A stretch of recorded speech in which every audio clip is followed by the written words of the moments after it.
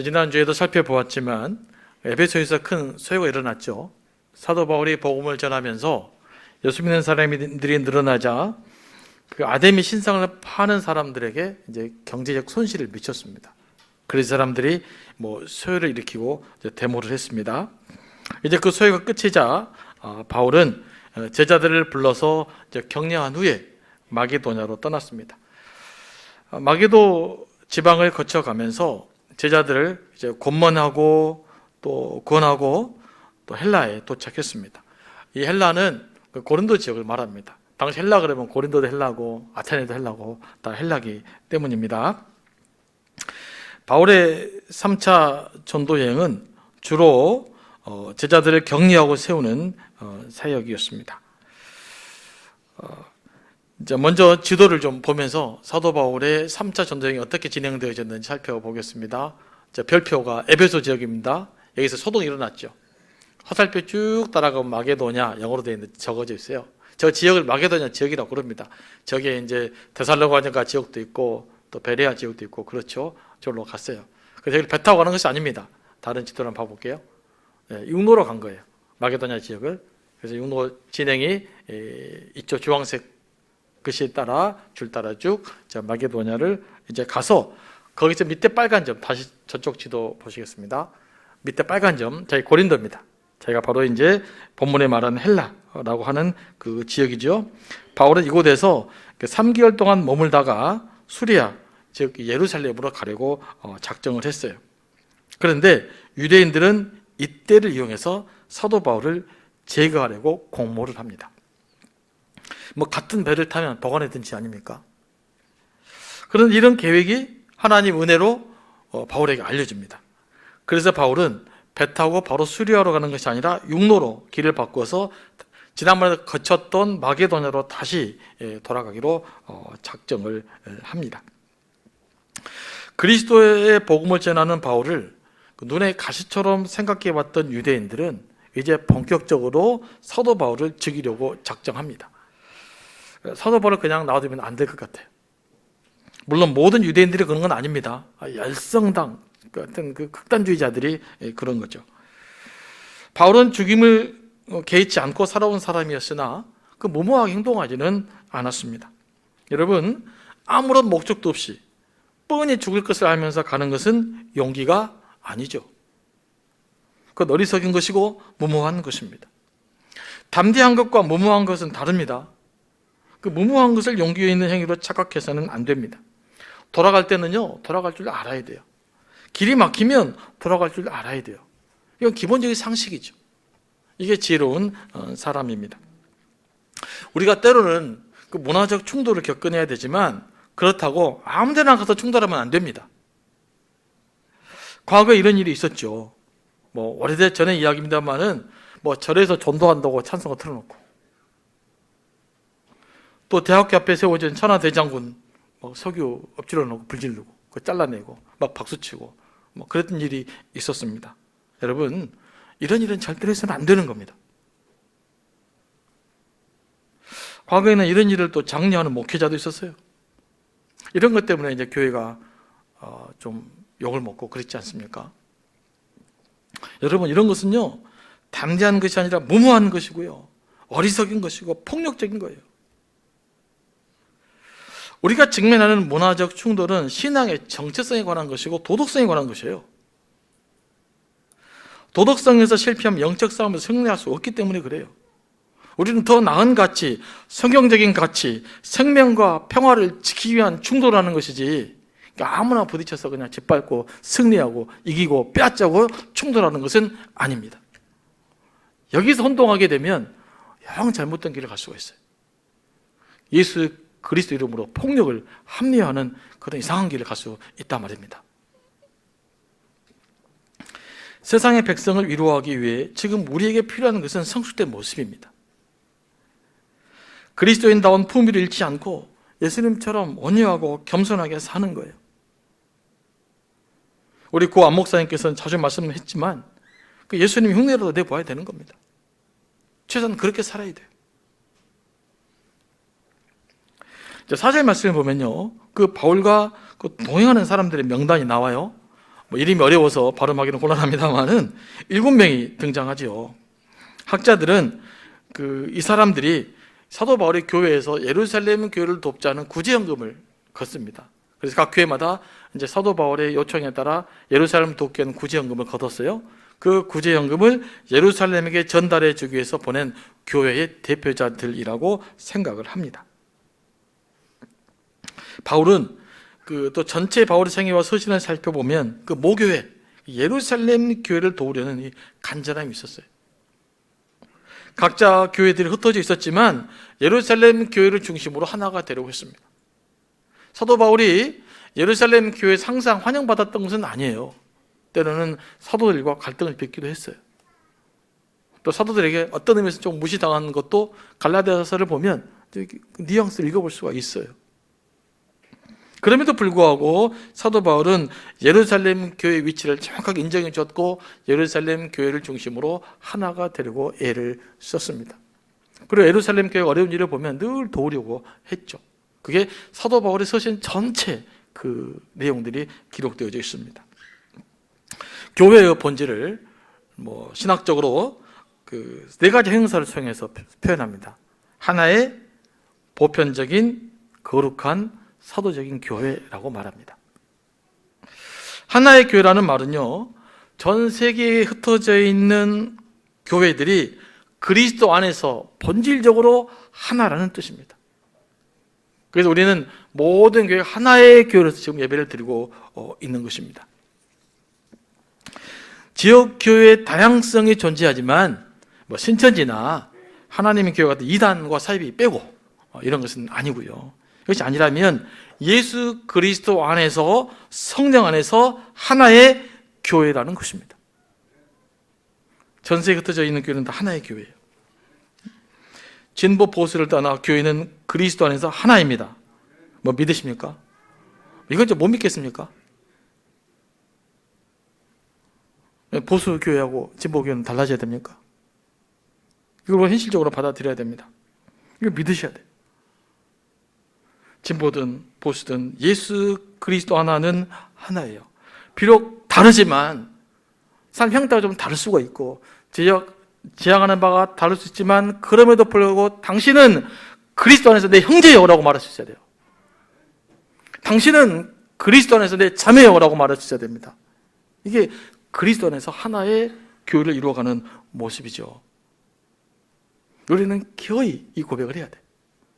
여러분, 저는 이 사회는 교회만 이 사실을 믿으면 저는 치유될 줄을 믿습니다. 각자 흩어져 있는 교회가 우리는 그럼에도 불구하고 어쩔 수 없는 당신은 나의 형제요, 당신은 나의 자매로요 라고 고백해 낼 수만 있다면 대한민국이 치유되지 않겠습니까? 이제 우리가 그 일들도 감당해야 될 줄로 믿습니다. 우리는 끊임없이 이런 일치의 정신을 회복해야 됩니다. 교회 안에서부터 시작해서 이웃 교회와도 일치의 정신을 회복해야 됩니다. 그런 의미에서 우리가 전도를 하지만 다른 교회 열심히 다니는 사람, 우리 교회도 전도하는 일은 삼가야 돼요. 그분들은 자기가 다니는 교회에 더 잘 다니도록 해야 돼요. 이게 전도예요. 왜냐하면 교회는 예수 그리스도 안에서 다 하나의 교회이기 때문에 그렇습니다. 물론 상황에 따라서 또 자기가 더 은혜 받는 교회로 물론 선택할 수밖에 없지만 기본적으로 우리는 그런 정신을 가지고 살아야 됩니다. 제가 이번 전도 축제 때 참 기쁜 소식을 전해 들었어요. 우리 아마 어떤 권사님이 우리 교회 초대를 했던 모양이에요. 오세요. 그랬더니 가기로 약속을 했는데 본인은 가기가 좀 어려웠던 것 같아요. 그래서 자기 대신에 자기 아들을 보냈어요. 이제 큰 아들을 보냈는데 이 아들이 교회에서 때 좀 부정적이었다고 그래요. 교회 행사 해봤자 그것이 그거고. 그런데 우리 교회 와보니까 이 박재 씨 바이올린 때문에 감동을 받으신 거예요. 야, 교회가 이런 일을 하는구나. 그래서 교회에 대한 긍정적인 마음이 생겼대요. 그래서 그날 아침에 주일 예배 때 자기 엄마랑 그 교회를 갔답니다. 그래서 어머니가 이야기해 주는 거예요. 다 큰 아들과 교회를 갔더니 잘나던 말로 오집디다. 여러분, 이게 전도입니다. 다른 교회 갔지만 예배를 통해서 우리 행사를 통해 그 교회 신앙이 회복되어져 가는 것. 우리는 이것도 우리 교회가 지향해야 될 바입니다. 우리 교회만 커서 다른 교회가 죽는 것은 의미가 없어요. 같이 회복하고 같이 성장해야 되는 것. 더 나아가서 우리가 이 지역교회의 모든 사람들과 함께 예수 그리스도를 구주로 고백해야 돼요. 여러분, 우리만 예수 믿는 사람입니다 라는 것에 힘이 있겠습니까? 조례동 전체에 있는 교회들이 우리는 예수 믿는 사람입니다라고 고백되실 때 어떤 게 더 힘이 나겠습니까? 그렇지 아니겠어요? 그래서 우리는 더 큰 이렇게 그 넓은 마음을 가지고 교회 일치를 위해서 노력해 가야 될 줄로 믿습니다. 일체 정신을 깨뜨리는 사람도 있습니다.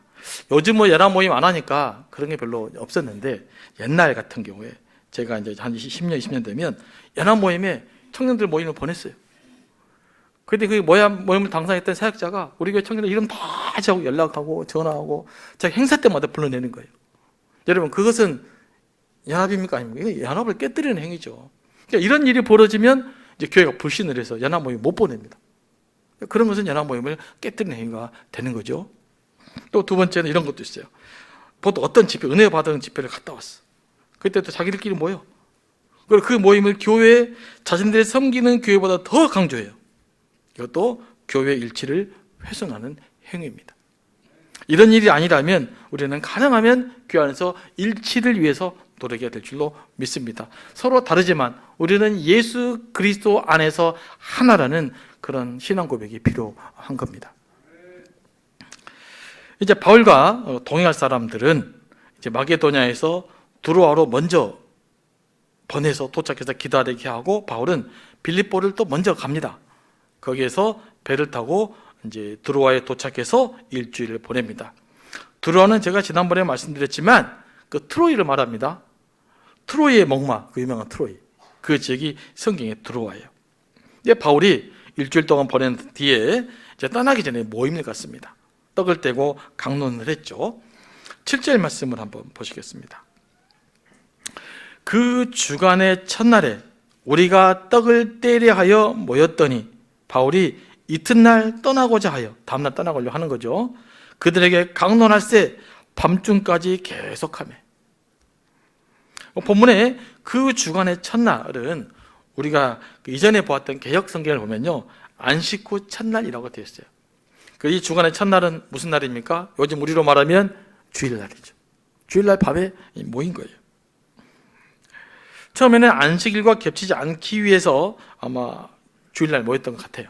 안식일 다음 날. 나중에는 이것이 우리가 이제 지내는 주일의 기원이 된 것입니다. 그리고 예수 그리스도의 부활을 개념하면서 우리는 주일을 지키게 되었죠. 간혹 어떤 책들을 보면 교회가 콘스탄티누스 이후로부터 주일을 지켰다라고 주장하는 사람들이 있는데, 그렇지 않아요. 이 성경 보니까 이때부터 주일을 지키기 시작한 겁니다. 그런데 당시에는 그 모일 때마다 한 가지 풍습이 있었죠. 지금도 우리가 진행하고 있는데, 그것은 뭐냐면 모일 때마다 떡을 떼었어요. 모일 때마다 함께 식사를 한 것입니다. 이것이 성찬의 기원이고, 지금도 캐톨릭 같은 경우는 매주일 성찬을 하죠. 보통 애찬이라고 합니다. 교회는 처음부터 밥상 공동체로 모인 거예요. 밥상 공동체가 뭘 의미합니까? 서로 친밀한 친구의 공동체가 됐다는 것을 의미해요. 그러니까 함께 있어서 식사를 하고, 배고픈 사람들이 또 배고프지 않도록 하고, 그리고 나서 예배를 드리고 말씀을 나누었던 것입니다. 그래서 이 밥을 먹는 밥상 공동체에는 매우 큰 의미가 있어요. 진정한 친교, 사람과 사람의 인격적인 나눔과 대화가 있는 바로 그 자리, 바로 그곳이 초대교회 모임이었다는 것입니다. 그러니까 초대교회가 얼마나 따뜻한 모임이었겠어요. 신앙도 있었지만 그곳에 자꾸 가고 싶은 거였죠. 우리도 이런 정신을 좀 회복해야 될 줄로 믿습니다. 물론 당시에는 요즘처럼 교회가 크지 않았어요. 가정교회 중심이죠. 가정을 중심으로 사람들이 모였기 때문에 이런 모임들이 가능했습니다. 요즘 어떻게 우리는 이 정신을 좀 회복해 볼 수 있을까? 제가 이제 미국에 있을 때 가정교회 세미나에 참석한 적이 있었어요. 여러분도 가정교회를 들어보신 적이 있을 텐데, 이제 우리는 우리 모임, 소그룹 모임을 공동체라고 그러잖아요. 우리 교단에서는 이제 구역이라고 그럽니다. 그런데 이 가정교회를 갔더니 목장이라고 그러더라고요. 그리고 우리가 말하는 이제 우리 공동체 리더를 목자 그러더라고요. 근데 이제 남자는 목자가 좋은데 여자는 목녀 그러니까 좀 이상해가지고 우리는 이제 공동체 리더로 바꾼 것 같습니다. 이제 그런 모임들이 있는데 거기도 모일 때마다 식사를 합니다. 자, 그 모임에 이제 몇 번 참여해보고 해봤는데요.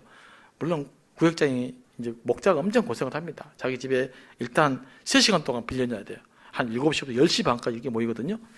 각자 목자 음식을 준비하고 또 음식 가져오고 먼저 일단 와서 먹기부터 해요. 먹고 막 이야기하다가 1시간 정도 이상 막 먹고 이야기하다가 그 다음에 이제 찬송을 하고 또 말씀을 나누고 기도하고 또 교제하고 이렇게 끝나는 모임입니다.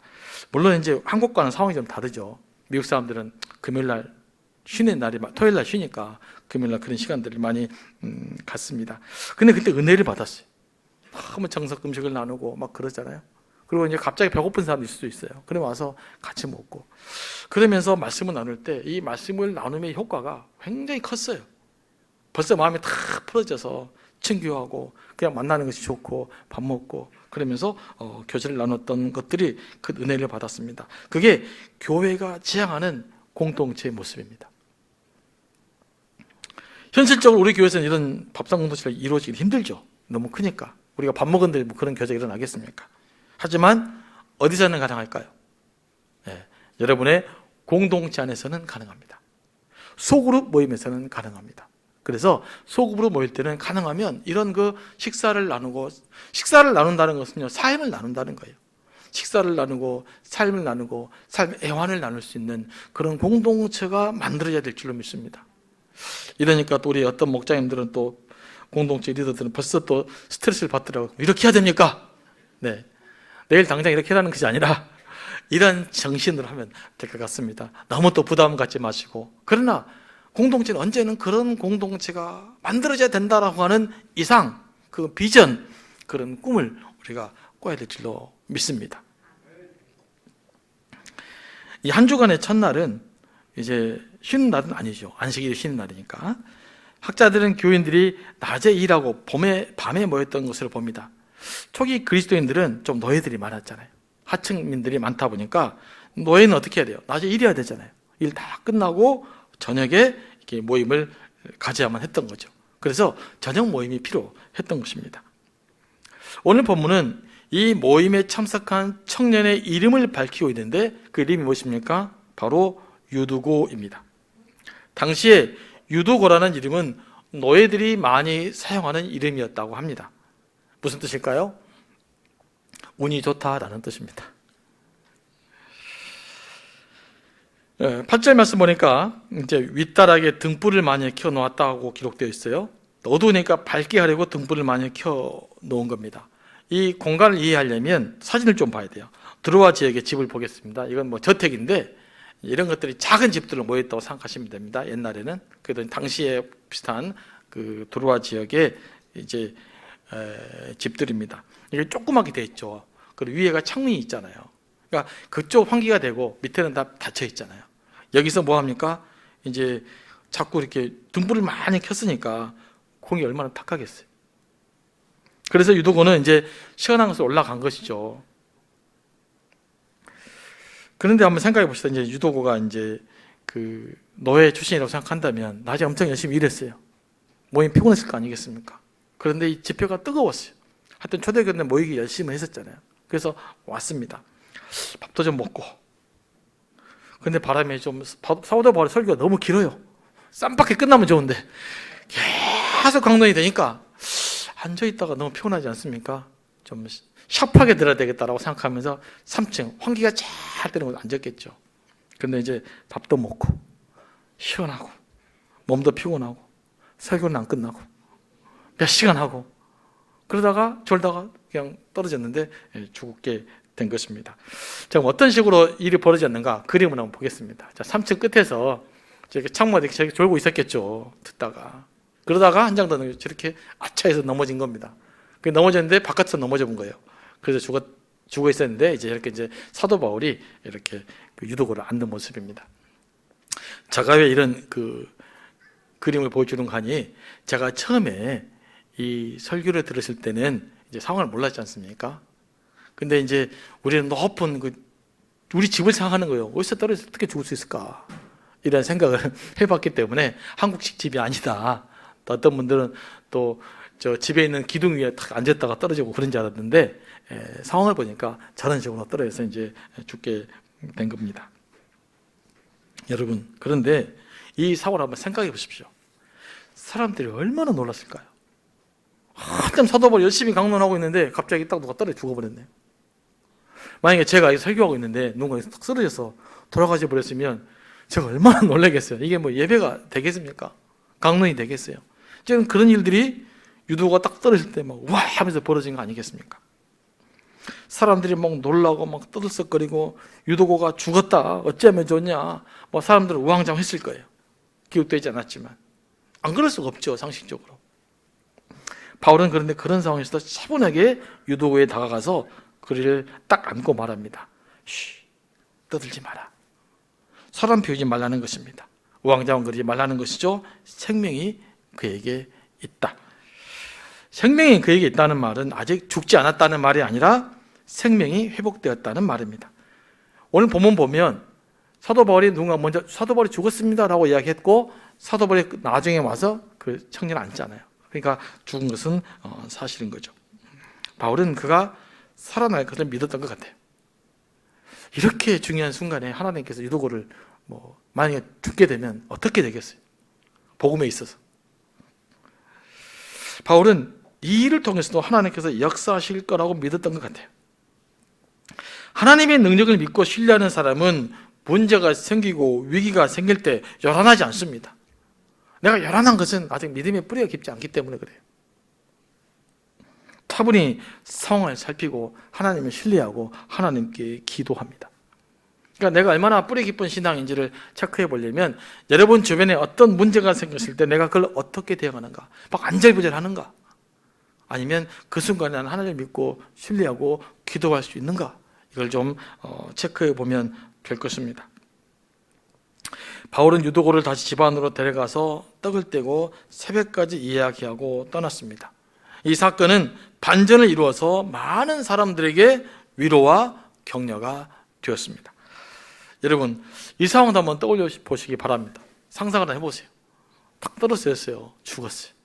제가 탁 안고 기도했더니 나서버렸네요. 얼마나 난리 났겠어요?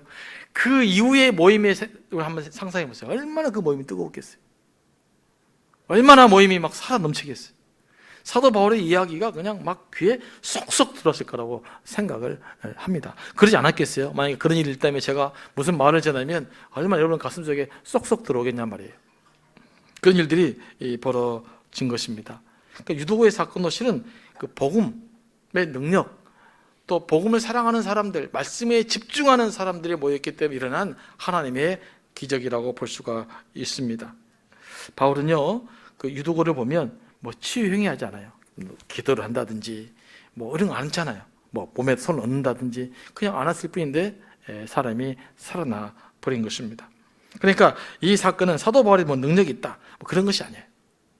복음의 역사가 있는 곳에, 복음이 집중되어 있는 곳에, 말씀을 사모하는 곳에는 이런 기적 같은 은혜 역사가 일어난다라는 것입니다.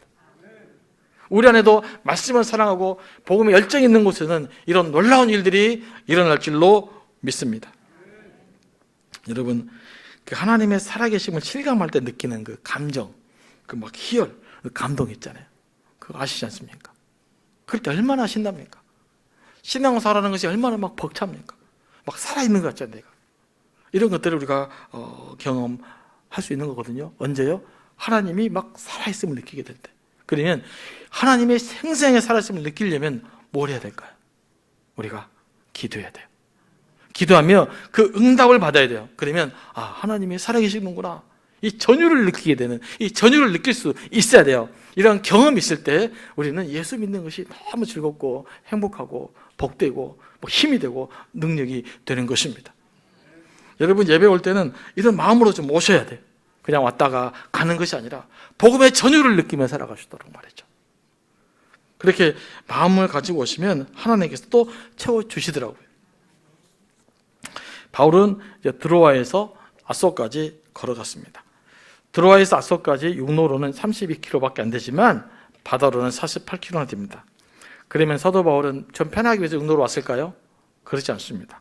여러분, 48km도 배 타고 오는 것이 편하지 걸어오는 것이 편하겠습니까? 왜 사도 바울은 이렇게 피곤한 길인데도 혼자만의 길을 걸었을까요? 뭐 생각 안 해보셨습니까? 왜 그는 이 길을 걸었을까? 건강에 가장 좋은 운동이 걷는 거라고 합니다. 사도 바울이 건강을 위해서 걸었을까요? 그건 아닐 것입니다. 왜 걸었을까요? 아마 하나님께 기도하고 자신의 생각을 정리하기 위해서 혼자만의 시간을 가졌을 거라고 생각이 됩니다. 그래서 이 구절을 이 바클레이라는 신학자는 이렇게 해석합니다. 앞으로 닥쳐올 나를 위하여 영혼의 힘을 얻기 위해서 사도 바울은 하나님과 깊이 기도하는 시간을 가졌을 것이다. 그는 사람들을 만나기 전에 홀로 그리스도와 걷기를 원했던 것이다. 왜 이게 가능하냐면 사도 바울이 맨 먼저 예수 믿고 나서 바로 활동하지 않았어요. 아라비아 사막으로 가서 혼자만의 시간을 깊이 갔습니다. 그 시간들을 통해 사도 바울이 영성을 회복해서 나타날 거거든요. 그래서 사도 바울이 이런 혼자만의 시간들이 필요했던 것 같아요. 영성의 회복을 위해서. 내가 영적으로 회복해야 될 때 너무 많은 사람들이 있으면 이게 잘 안 되잖아요. 때로는 혼자만의 시간들이 필요합니다. 그 시간을 사도 바울은 가졌다고 볼 수가 있어요. 우리도 종종 이런 시간이 필요합니다. 모든 것을 끊고 하나님과 나 혼자만의 시간을 갖는 것 말입니다. 이러면 이때 새 힘, 어떤 회복이 우리 가운데 일어납니다. 복음의 감동과 위로를 새롭게 경험하게 될 것입니다. 여러분, 신앙생활 하다가 뭔가 무료하거나 좀 지치거나 좀 그러지 않습니까? 그걸 회복하려면요, 사람들이 많은 곳이 아니라 하나님과 여러분 다 혼자만의 시간을 가져내야 돼요. 여러분, 올 여름 휴가 계획 많이 세우셨죠? 지금 세우고 있지 않습니까? 여러분의 영성 회복을 위한 휴가는 계획은 세우시고 계십니까? 저는 1년에 한 몇 차례 있었다고 생각합니다. 영도 휴식이 필요해요. 영도 깊은 하나님과 만남의 그 시간들이 필요해요. 그때 그 영적으로 공급받는 시간이에요. 우리가 그 시간을 갖지 못하면 안 됩니다. 현대인들은 너무 바빠요. 그래서 뭐 놀러 가는 계획은 많지만 내 영을 위해서 하나님과 나의 기쁜 영적인 성숙을 위해서 내는 그 영적 휴가, 저는 이것도 필요하다고 믿습니다. 그래서 올해가 가기 전에 하루를 좀 잡아보시기 바라고요. 내년에는 영적 휴가 계획을 좀 세우시기 바라요. 기도하는 시간, 하나님과 나만 있는 시간, 핸드폰도 끊고 다 끊고 오직 하나님과 나와 깊이 만나는 바로 그 시간을 가져야 여러분이 살아납니다. 그렇지 않으면 습관적인 신앙생활을 벗어날 수 없어요. 누구도 마찬가지입니다. 목회자라고 다르지 않아요. 깊은 하나님과의 만남의 그 시간이 있어야만 우리는 영적인 힘을 공급받고 살아갈 수가 있습니다. 여러분, 사도 바울 이후로 어떤 일이 벌어진지 아십니까? 예루살렘 가면서부터 놀라운 일이 벌어져요. 이제는 유대인들이 결사단을 조직해요. 사도 바울을 제거하기 위한. 결사단을 조직하면 그 속으로 사도 바울이 뛰어들어가게 돼요. 그래서 엄청난 소용돌이 속에서 수많은 고소, 고발을 받으면서 그의 삶을 점점점 끝으로 마무리하게 되거든요. 여러분, 이를 어떻게 감당할 수 있었겠어요? 사도 바울 자신의 힘으로요? 아닙니다. 성령이 역사하시고 그분이 주시는 공급하는 그 능력이 있었기 때문에 그 능력을 가지고 그런 일들을 감당해낼 수 있었던 것이죠. 큰 일이 닥치면 닥칠수록 우리는 먼저 때로는 모든 걸 다 끊고 하나님과의 만나는 그 시간들이 필요합니다. 말씀 한 구절 붙들고 성경 몇 장 붙들고 하나님과 씨름하는 그 시간을 가져내시기 바라요. 그래서 하나님과 관계를 점검하고 나의 열정이 앞서가지 않았는지 점검하고 어떤 일이 앞서서 내가 왜 이 일을 하려고 하는지 점검해 보아야 됩니다. 이런 과정 속에서 우리를 채워가시는 영적인 충만함이 있습니다. 여러분, 이런 시간을 갖지 못하면요, 빈 수레가 요란한 것처럼 소리만 요란하고 알맹이가 없어요. 우리가 무슨 일을 하기 전에 물어야 될 것이 있어요. 하나님 앞에 기도하면서요. 첫째는 그것이 나를 위한 것인가, 주를 위한 것인가.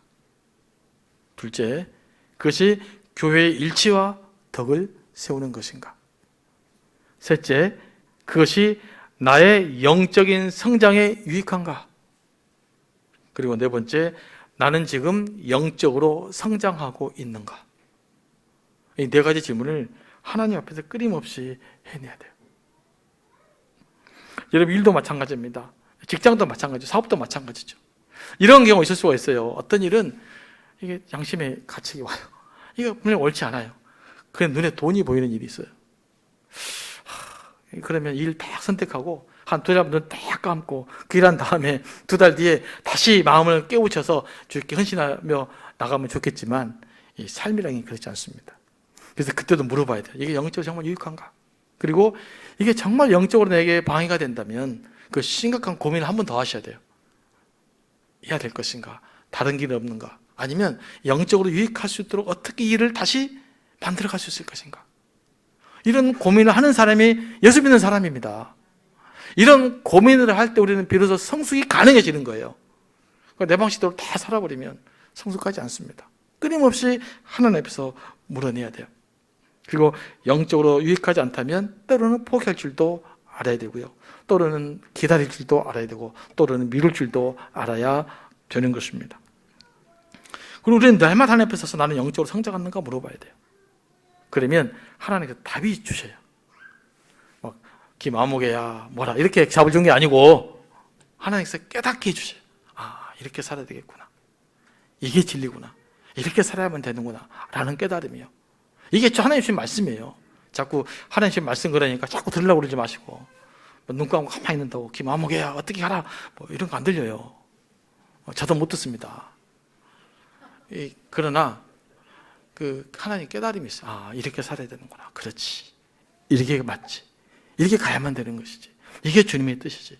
이렇게 우리는 깨닫게 되는 것입니다. 이 깨달음의 하나님의 음성을 깊이 있게 들으려면 하나님과 여러분이 깊이 있게 만나는 시간이 반드시 필요합니다. 그래서 오늘 끝나기 전에, 이 주간이 끝나기 전에 단 1시간이라도, 단 2시간이라도 하나님과 깊이 만나는 시간 가져보시기 바랍니다.